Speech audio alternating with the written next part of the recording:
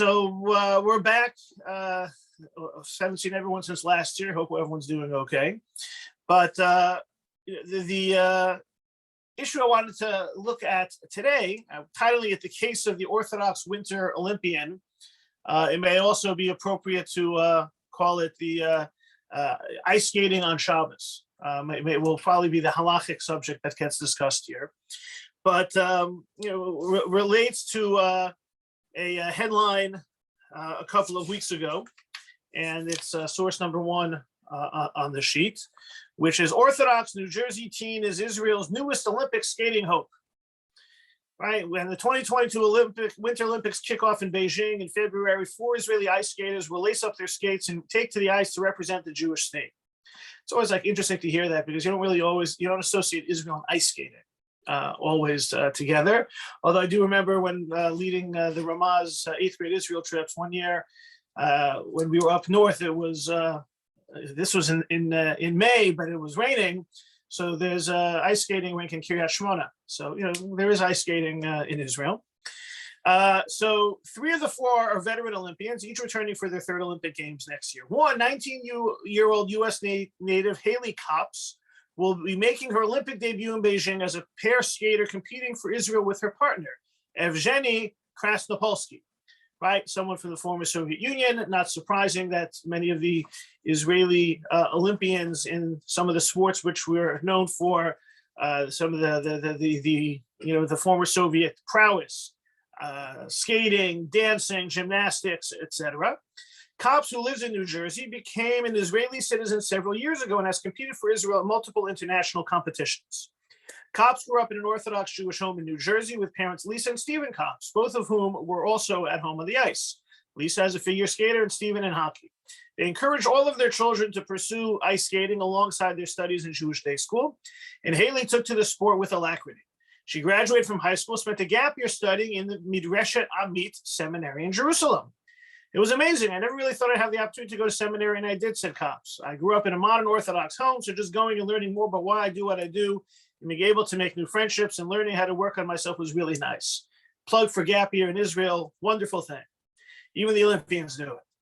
Lisa and I allow our children to play sports on Shabbat, but the difficult task was getting to the various sporting events because we don't drive on Shabbat or use our phones, wrote Stephen Kops in a Facebook post in October about Haley's journey to the Olympics. Everyone embraces and practices their religious beliefs differently. Haley, quietly and in her own way, represented what it meant to be a modern Orthodox Jew competing at an elite level. He wrote, adding that she would not fly on Shabbat or Jewish holidays and do her best to walk to the rinks or arrive before Shabbat. And so this is the story of Haley Kops. A couple of other articles mentioned that, in case you're wondering, she's she went day school she went to was Kushner.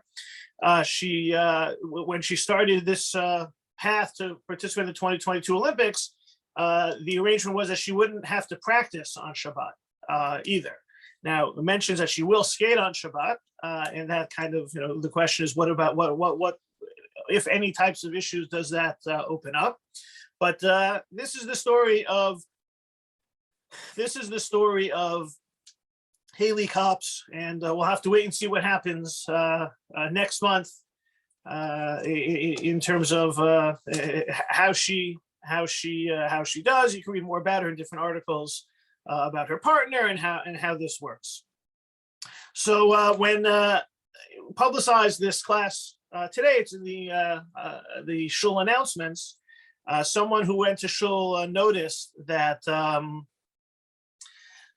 Saw the title and wondered if it was about his relative, because you may recall from 2018, there was another Jewish observant Olympian. Anyone remember? A.J. Edelman, the Hebrew hammer, the Jewish hammer, he used that term. So A.J. Edelman is from Boston.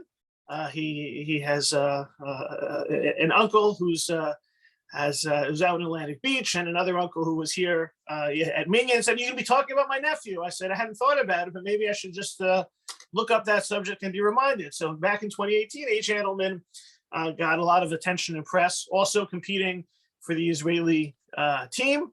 He made Aliyah to do so. and also a Winter Olympic sport. And that was back then, I think he was doing skeleton, which is kind of like that one man, very small bobsled type of an event.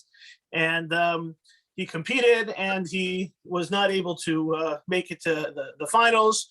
But so I was wondering, so maybe this could have been an issue back then, in terms of, if we talk about performing on the ice in the Olympics on Shabbos. Happened to be back then, if you recall, anyone know where the Olympics were in 2018? I did not remember either. I have a hard time remembering, from year to year. Other than 1984, they were in Los Angeles, because I remember we went to see the torch go across America, so we had to see when it passed through our hometown. But it was in South Korea, and so he competed. But though his events were on Thursday and Friday, so A.J. Edelman never encountered this Shabbat issue of competing in the ice, as it were, on Shabbat. And in case you're wondering, I think that he has not yet qualified for the 2022 Olympics. Those events are taking place, as we speak, since the Olympics are next month.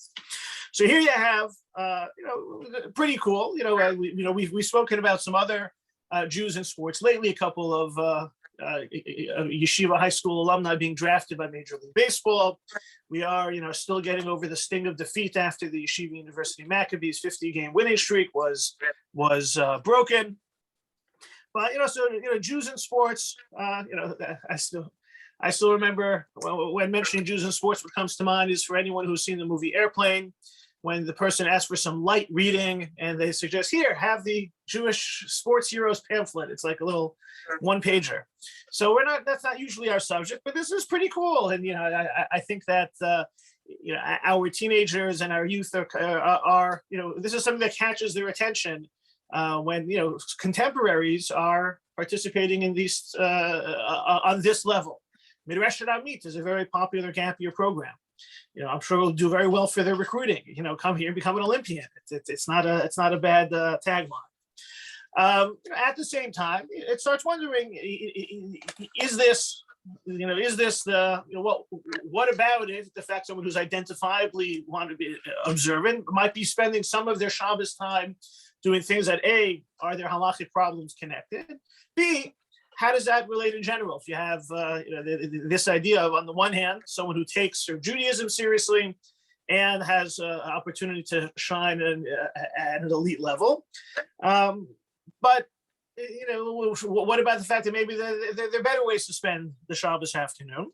And just to contrast this with another case from a couple of years ago, source number 2, Jewish teen ping pong ace can't go to Olympic trials on Sabbath. Right, this was a case from a couple of years ago, 2 years ago, from the New York Post. She could be bounced from her shot at the Olympics. An Orthodox Jewish teen from Long Island made it all the way to the Olympic trials for ping pong, and now she likely can't compete because it falls during Saturday Sabbath, she and her family said. Nationally ranked Esty Ackerman, 18, is heartbroken that USA table tennis honchos won't let her arrange tournament matches later this month around the religious observance hour. She told the Post, "I'm really disappointed. I'd like them to give me the opportunity to go for my dream." Ackerman, who hails from West Hempstead, told the Post, "I'm training day and night." So she wasn't able to go. Now, some of you may be thinking, what's wrong with table tennis on Shabbos? I remember some very, very intense ping pong games being played on Shabbos. We actually didn't have the ping pong table. We had the Nerf ping pong that you were able to take the dining room table and turn it into ping pong. And that was a very big deal. Finish your Shabbos meal. Let's get ping pong going. Maybe Nerf ping pong is allowed on Shabbos. I don't know. But what's wrong? So here's Esty in her own words in source number 3 from a article in the Times of Israel. "I said to myself, this situation was going to happen to me one day," Ackerman told the Jewish Telegraphic Agency for a 2016 profile. "I had to choose my religion or the love of the sport. On Shabbat, to be in my uniform, to go down to be competing in a national tournament, this is not in the spirit of Shabbos. This is not what Hashem would want me to do." So very impressive. Here this is several years early. She's a teen. She's probably 14 or 15 at the time of that profile. It was in 2016, and then she was 18 in 2020. So here you have someone who's very committed to not violating Shabbos in deed or in spirit. And that stood in the way of her Olympic dream, even as when it comes to the types of Shabbos violations, what could be possibly wrong with table tennis. So here are, these are the facts, these are the stories, these are the issues. Any questions or comments or reactions before we dig a little bit more deeply? Rabbi, Yes. I don't know if you watched the game last night between Alabama and Georgia, but I did not. Pardon me? I did not. Okay, well, anyway, it was the finals in America. The quarterback for Georgia, I looked at him, I said, somehow he might be Jewish. His name was Stetson Bennett. So I go to Wikipedia, and sure enough, he was Stetson Bennett the third. He has, according to Wikipedia, likely has the Jewish heritage. It's, look, the last place you expect to find a Jew is playing football. That's, what kind of Jewish mother lets your kid play football? My little Bubala is going to go out there and get tackled by those giant men. But look, it's out there. There's clearly, there have always been Jews in sports. This year, I think we set the record for the most number of Jews on the field during the World Series. We pay attention because never having had such prowess in the athletic realm, it catches our attention and imagination when we're out there playing at the elite level or in the big games. Look, people, I think we'll get to it. I think people always talk about Sandy Koufax, and not playing on Yom Kippur, and that being a big statement of his Jewish identity, which I think there's certainly truth to that. That to see that someone who was known to be Jewish prioritizing their Judaism over the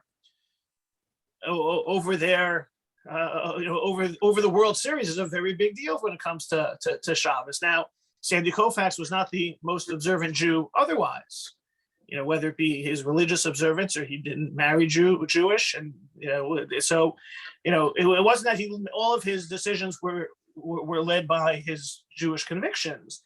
And I think that what we'll be seeing, and this will be one of the issues, I guess the philosophical issue, is that maybe that's okay. It's not all or nothing.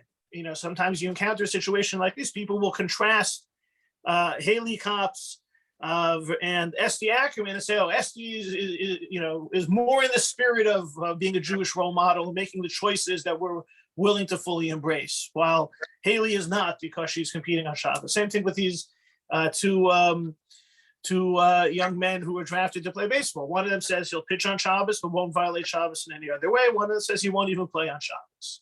Right? We can superimpose the way we would respond to their choices, but at the same time, maybe it's not all or nothing. And in many ways, that type of pride that we take in someone making Jewishly relevant decisions, tough Jewishly relevant decisions, may in and of itself be something worthy of noting and exploring. So let's take a look at some of the halachic issues, and I think the main issue with regards to that we'll focus on is what about it's cold outside, still a little bit of snow left. What about ice skating on Shabbos? What are the halachic issues involved? And first, it pays to mention that when it snows, there is a train of thought that snow that falls on Shabbos is muktzah. Right? What do you mean snow is muktzah? Well, it wasn't there before, and now it is here. And when we talk about things which are muktzah, which are not touched on Shabbos, that's because they're not relevant to our utility on Shabbos. And if you can't use it, you can't then touch it. The rabbis are worried about what may happen afterwards. So the classic example is, money. Money, by definition, money is paper. Right? What's wrong with paper? But since you may transact, you may write when you transact. So the money is rabbinically forbidden. It's muktzah. It's set aside. It's not for Shabbos purposes. Right. And how about the how do you say when you're making marks in the ice itself? I've got we're gonna get to that.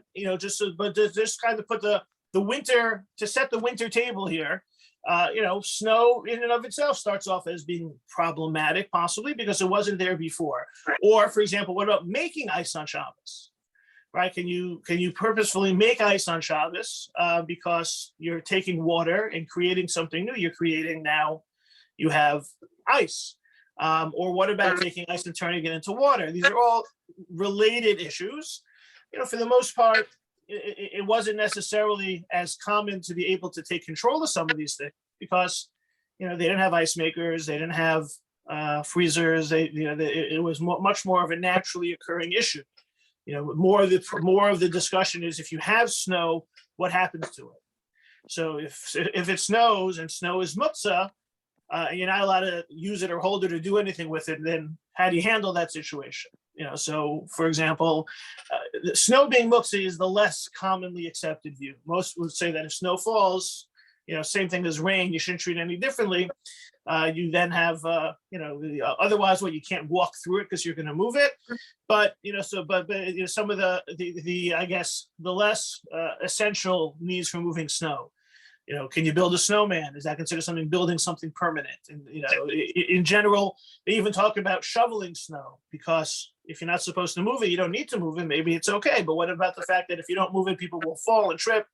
There's a lot more detail to halachically unpacked on the subject. Suffice it to say that the more common approach to snow is that it's not in and of itself muktzah, and if it needs to be removed, there are ways to remove it. If you want to build something out of it, obviously it can't be something permanent, but walking through it, moving it, and the like is fine. But what about ice? So the Shulchan Aruch talks about ice in source number 4. It is prohibited to crush snow and ice into small pieces in order to produce water. But one may place them into a cup of wine or water and let them melt by themselves without trepidation. They are also permitted if one places them in the sun or opposite a fire and they melt it. It is permissible to break ice in order to access the water beneath it. All right, so we're talking about a couple of situations, but it seems that the ice does not seem to be muktzah. You're not allowed to crush it into pieces to produce the water, right? That's part of the difficulty in terms of it could be the idea of squeezing out the water that's inherent or intrinsic to the ice. But there's nothing wrong with dropping ice cube into water where it will melt. There's nothing wrong with breaking ice if you need to get the ice out of the way. So there seems to be a kind of even if snow may be viewed as muktzah by some, there seems to be a much more permissive approach to ice. Mishnah Berurah points out, source number 5, Mishnah Berurah is the Chafetz Chaim, or Sol Meir Kagan, a go-to commentary of practical application of the Shulchan Aruch. Why you're not allowed to crush snow for the water, but you are allowed to use it to break or to melt it, because there's nothing wrong intrinsically about breaking ice. There's nothing wrong with breaking ice. Now the problem has to do with squeezing the water out of it, but not just to break the ice. And he points out that some feel that you wouldn't be able to do, for example, he quotes a more prohibiting view that you're not allowed to break the ice that's on a well or in the river, because wouldn't that be more breaking? It's not just breaking something superficial, it's breaking something more permanent. He says that's also not a problem, because we don't talk about prohibited breaking when you're talking about water. And ice is essentially water, and you don't say you can't break water, so ice is the same thing as water. And he says at the end, especially for Shabbos purposes, breaking ice is certainly not problematic whatsoever. So when it comes to the ice, there's no problem when it comes to breaking it or utilizing it. This idea of squeezing it or forcing it to melt in one's hand or breaking it to get to the water, that is more problematic. But ice in and of itself, not an issue at all. Just, in interesting, while you're preparing one thing, you learn something else. You ever think about how ice skating works, right? You put on your skates and you try to stand up, but just in terms of the science behind, being able to ice skate. And, remember, you're not crushing ice the whole time. You have the blade, you're going. So source number 6, just a couple of lines that explain what's taking place scientifically while ice skating. It used to be thought that the reason skaters can glide gracefully across the ice is because the pressure they exert on the sharp blades creates a thin layer of liquid on top of the ice. That sounds a little bit like breaking the ice to get to the water, which could be problematic based on what the Shulchan Aruch said. More recent research has shown, though, that this property isn't why skaters can glide on the ice. It turns out that at the very surface of the ice, water molecules exist in a state somewhere between a pure liquid and a pure solid. It's not exactly water, but it's like water. The atoms in this layer are 100,000 times more mobile than the atoms deeper in the ice, so it's more pliable, but they're still 25 times less mobile than the atoms in water. So it's not moving around a lot. So it's like proto-water, and that's what we're really skimming on. So it's kind of an interesting scientific understanding of how ice skating works, which seems to present a more permissive stance for ice skating, because you think when you ice skate, you're breaking the ice and the like, but there's some truth to that. But really what's happening is that surface area of the ice is a kind of substance somewhere between water and ice that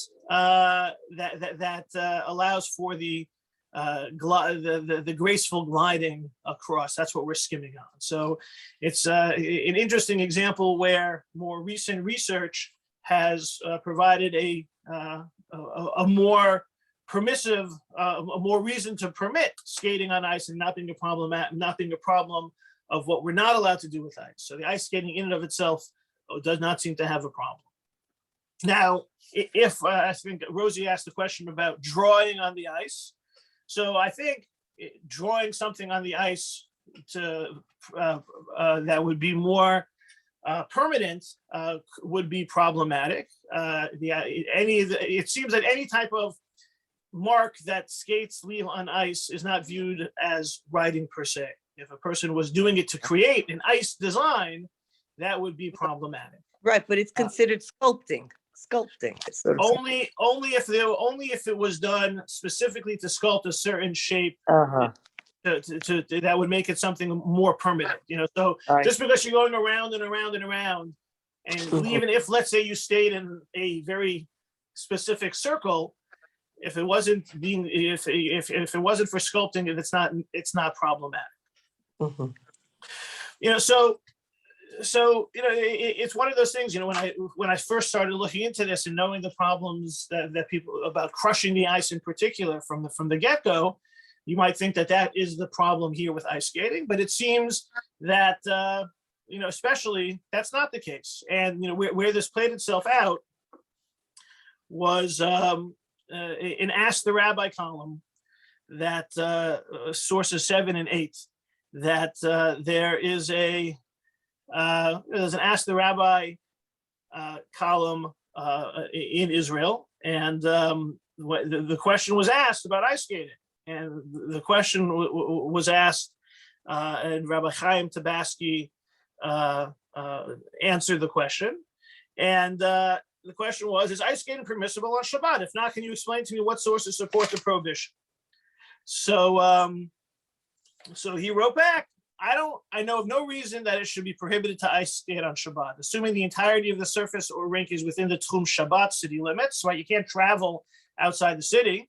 I would not recommend ice skating as an appropriate Shabbat activity. And so that's, again, we'll talk a little bit more about the appropriateness component, because that's always, what's considered in the spirit of Shabbos. We'll come back to that. But so that was the question, and that was the that was the question, that was the answer. So this chain continued. The questioner continued asking the rabbi, "Are you sure?" He wrote back, like, "Do you know how ice skating works? Because aren't you turning ice into water, and isn't that problematic?" And the rabbi says, I know how ice skating works. It's not problematic. He's like, it kept going and going. And, so so it's just kind of interesting that the question was asked, expecting the answer to be no. And the rabbi said, from a halachic point of view, it's not prohibited. And it seems that the questioner kept going, well, are you sure? How can it not be prohibited? Because you shouldn't be doing it. And that does get us a little bit into the interplay between what's permissible and what's advisable. Just wanted to note that similar issue is discussed, source number 9. Source number 9 is an article from the Rabbinical Assembly, which is a conservative rabbinic group, their Committee on Jewish Law and Standards. Now, we've looked at sources from the conservative movement before. Suffice it to say that in the Orthodox community, that's not where we turn to for guidance in terms of following practical halacha. But there's been a lot of articles written by the Rabbinical Assembly that that cover a lot of material with a lot of sources, similar to the way halachic responses are written in the Orthodox community. And so the question was addressed had to do with the recreational sports and exercise on Shabbat, and just with regards to this particular issue, right? It came up with one of the types of recreational activities which was asked had to do with ice skating. And so it was discussed in 2015, and the question was, is ice skating permissible on Shabbat? So the brief answer, and some of the sources they quote were the sources that we use also. Ice skating is permissible on Shabbat when it does not entail violations of Shabbat, but not limited to driving to or from the rink, paying to rent skates for admission, or carrying outside of an eruv. Outdoor skating must take place within an eruv. Competitive skating of all types is impermissible on Shabbat. So, just a couple of notes on this conversation. The Rabbinical Assembly's Committee on Jewish Law and Standards, it's not the response of one person. It's a committee. And so this decision, the vote was 11 in favor, 6 against, and 1 abstention. It's just kind of interesting the way that this committee works, this law committee works. The other thing is that they were revisiting an issue in 2015, which had been discussed in 1976, and the 1976 discussion was more prohibitive. Just kind of interesting that you talk about the direction that halacha goes. We sometimes see a shift to being more prohibitive in the Orthodox community. And it seems that the conservative community is getting more permissive. That's an interesting sociological issue, and it's probably kind of not surprising given the directions of some of the different denominations. But it turns similar to what Rabbi Tabatsky said, right? It's permissible. Now, there are certain limitations. They don't say it's not advisable, but they do put a number of limitations on it, including competitive skating of all types is impermissible on Shabbat.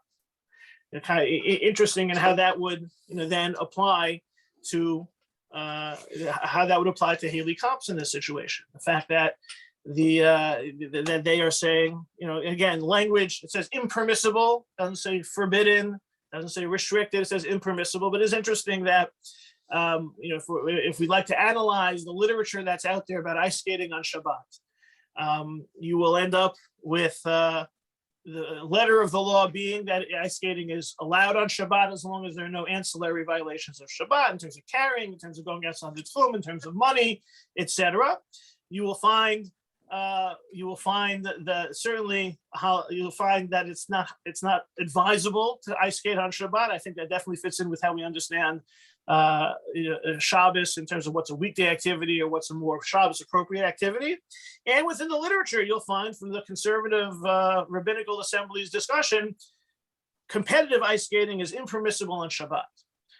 Kind of tongue in cheek, I guess it's good that Haley Cops is Orthodox and not conservative, because if she was conservative, she'd have to worry about, or at least it would be more relevant. Again, I think that this will, be a good bridge into into the likelihood is there probably wouldn't be very many Orthodox rabbis who would encourage competitive ice skating on Shabbos, certainly Rabbi, in the Olympics. But Rabbi, it is interesting the kind of bullet points we have with regards to ice skating. Again, halachically, according to the letter of the law, it is permissible. It's probably not so advisable. And there's a school of thought, in this from the Conservative Committee on Jewish Law and Standards, that competitive ice skating is impermissible on Shabbat. Yes. Rabbi Weinstein, if you Yes. have very good balance and you can wear them across Central Park, you could possibly do it. Well, you actually have in Manhattan, you have an air roof, so you can carry. Yeah. Right. What's interesting, look, once we start talking about what's appropriate Shabbos, what's not appropriate Shabbos, Right. the activities, it opens up a whole wider conversation. But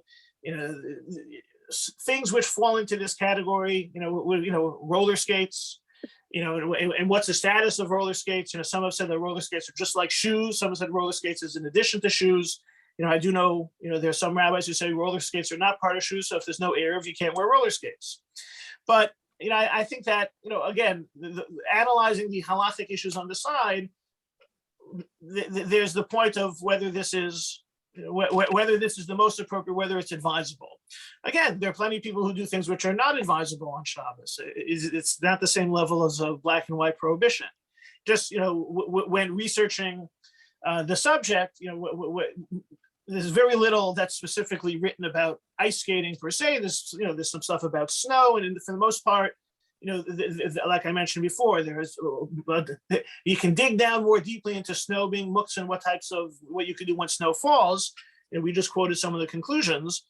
But with regards to some of these more recreational activities, you'll encounter scooters and tricycles and even bicycles, a conversation with regards to on Shabbos. And there's a whole range of discussion. Usually, there are some halachic issues which rise to the fore, and the fact that there's so many diverse views as to what the rationale is, it usually comes to the fact that is this really the best way to spend Shabbos? And I think that is a question. It's a valid question to ask, and it seems certainly Rabbi Tabaski said it's not advisable to ice skate on Shabbos. There are better ways to spend Shabbos, in addition to any ancillary halachic issues which clearly have to be addressed as well. But and I think that here we get into the last piece in terms of what about we know that it's not advisable. What about when people are doing it? Right? Are there better ways to spend Shabbos? Well, maybe the question for some people who don't have as much of an appreciation or patience or tolerance for Shabbos is, well, maybe there are worse ways they could be spending their Shabbos. And I think that part of the question crystallized when I saw a title of an op-ed piece by a colleague of mine, Rabbi Jonathan Muscat, rabbi in Oceanside, finding inspiration in a path that's not our own. The fact that and he goes on to say, this isn't what he would never advise this. He has problems halachically with this, but at the same time, there's a certain amount of positivity we can see in someone who is taking her Shabbos and her observance as seriously as possible. And we don't know which rabbi she asked or didn't ask or whether she asked, but as he says, on the one hand, some of us are thrilled because one of ours made it. Haley grew up modern Orthodox in West Orange, attended Kushner Academy. And that instinctively gives us a sense of pride. It's also very inspiring to see that someone who is committed to remaining an Orthodox Jew despite his challenges is achieving her Olympic dreams. At the same time, I struggle with the stories that I think that if you would ask your local Orthodox rabbi whether ice skating is a proper Shabbat activity, you'd probably say no. There might not be a technical halachic prohibition to ice skate, but the activity probably would fall under the gray area of activities that are uvda d'chol. Weekday activities are not in the spirit of Shabbat. And Rabbi Muscat has a whole longer discussion in terms of, for pedagogical purposes and the like. And, but I think that it is clear that some would see a situation which may not be advisable and say the whole thing should be, shut down. There's no validity in cheering her on, or people will say, well, she's clearly not an Orthodox Jew. She's competing in the Olympics on Shabbos. And I think that the string that Rabbi Muscat is pulling on, which I think is a worthwhile topic to raise, is that's not true. Here, especially on a subject that doesn't have a clear halachic violation, is someone who is doing her best to maintain true to the tradition and follow her dreams. It might not be the decisions we make, but we certainly can still find something to be proud of, something to see as positive. And I really think that it's a worldview issue. It's whether we look at the bigger picture or the more narrow picture. Is it that you shouldn't be doing this, so then let's cut off the conversation and not see anything positive, or look at the bigger picture? And I think that that look at the bigger picture, is a worldview that has a lot of validity. For those who are living in the modern world and those who are trying to navigate things in a more complex fashion without saying things are mutter, usser, kosher, treif, good or bad. And I think in particular, Rav Kook was a representative, really what was a foundational teacher in this regard. And in particular, with regards to sports, Rav Kook had something to say on the subject. And that's in source number 11, where he's talking about hit amlut, shatzirei Yisrael oskim ba be'eretz Yisrael l'chazek gufam. Right, he's talking about the exercises and the physical activity that the young people of Israel are involved in to strengthen their bodies so that they can be fighters for the nation. Right, so he's talking about the secular Zionists and their being involved in physical activity to strengthen the body. Not really about, we speak about exercise. Exercise is something that's required to have a healthy body. The Torah says, Nishmartem ma'od l'nafshotechem. You have to be very careful. Right, the Rambam, there's a religious value in health and wellness and exercise, but these people are not doing it for that purpose. They're doing it for secular purposes. So Rav Kook says, this is an outgrowth of the spiritual strength of the righteous, the elevated righteous people. The ones who are delving into the mysteries of the divine holy names. He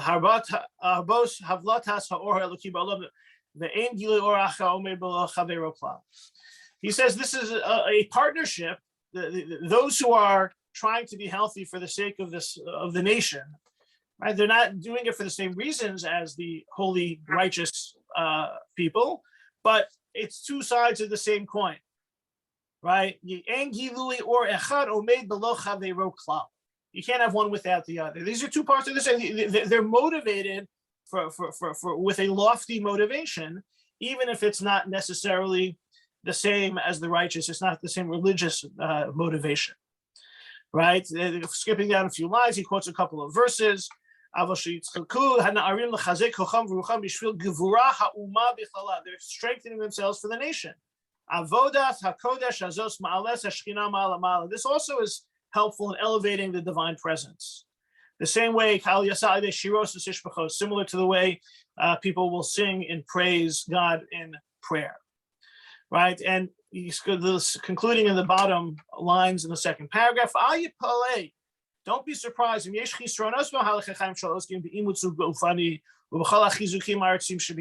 be surprised that there's certain deficiencies in this approach to life of those who are focused more physically on strengthening the land of Israel. Because for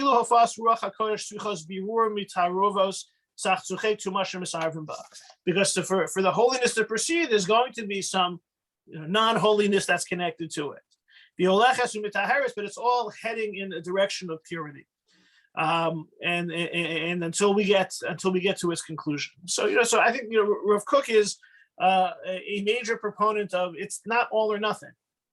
It's one and the other, and there could be one that might be more true and ultimately true with a capital T or holy with a capital H, but all of the activities which are connected to the positive.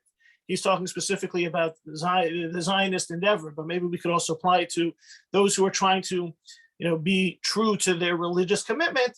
Yes, it may not be the path that we would encourage. It's not necessarily the path that stands out as the number one path we teach people to follow. But the very fact that you have individuals who are trying and striving to maintain their traditional Jewish lifestyle following the religion, and especially if it has no specific egregious violations, that's all part of the redemptive process or the elevating process of Torah and mitzvot, and something to applaud and see as positive. And so I think that Rav Kook provides a kind of spiritual worldview for now looking at this as an all or nothing situation, and to find ways of being encouraging and being proud of those who are engaged in activities that aren't necessarily quote unquote advisable, but are still trying to maintain a strong commitment to Torah Judaism. Questions, comments, reactions? Rabbi Weinstock, Yes. the comment of David Asa Mishpat Utstaka, but in his own life, the heart wants what the heart wants. Personally, Right. Look, I would imagine that Rav Kook would not be encouraging his students to go out and exercise with the secular Zionists of the time, but he was not going to be so quick to dismiss their activities. It's also part of the whole of Am Yisrael. Look, that's a holistic vision for which Rav Kook was famous for and trailblazed. Look, I've often said that it's also harder. Sometimes I use the expression that modern Orthodoxy work, seem to be, more palatable and more in sync with a Jewish mission, when the modernity was more in sync with the Orthodoxy. But as you move forward, and the modernity seems to be more at odds with the Orthodoxy, that certainly has led to more problems. So Rav Kook's living, is active 100 years ago, and it was all for this higher purpose of redeeming the Jewish nation. That was then. It might be harder, but I don't think you throw out the baby with the bathwater. You still have a way of approaching of that holistic vision even for today. Rabbi Howard, in that Yes. source, that conservative source, what is the theory of the last sentence, that the competitive skating is impermissible? I think that there's greater concern for other violations like writing, the scorekeeping and the like. And that once you add a certain, I think once you add